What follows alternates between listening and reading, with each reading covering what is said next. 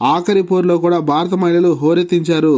ఫలితంగా 5 మ్యాచ్ల T20 series ను 5-0తో హర్మన్ప్రీత్ సేన చేజిక్కించుకుంది. మంగళవారం రోజు జరిగిన చివరి సమయంలో భారత జట్టు 15 పరుగుల తేడాతో శ్రీలంకపై విజయం సాధించింది. ముందుగా బ్యాటింగ్ దిగిన భారత జట్టు 20 ఓవర్లలో 7 వికెట్ల నష్టానికి 175 పరుగులు చేసింది. Player of the match captain Harmanpreet Kaur 43 బంతుల్లో 68 పరుగులు చేసి తన జట్టును కాపాడుకుంది.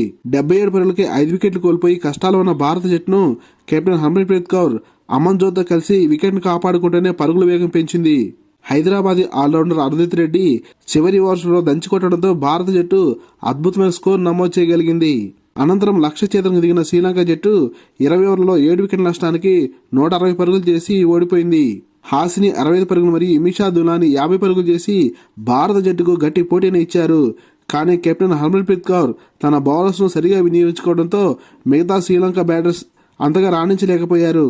ఈ టోర్నమెంట్లో నిలకడగా రాణించి 241 పరుగులు చేసిన షఫాలి వర్మకు player of the series award లభించింది. లేటెస్ట్ క్రికెట్ అప్డేట్స్ కోసం ఈ వీడియో లైక్ చేసి ఛానల్ సబ్స్క్రైబ్ చేసి ఆశిస్తున్నాం.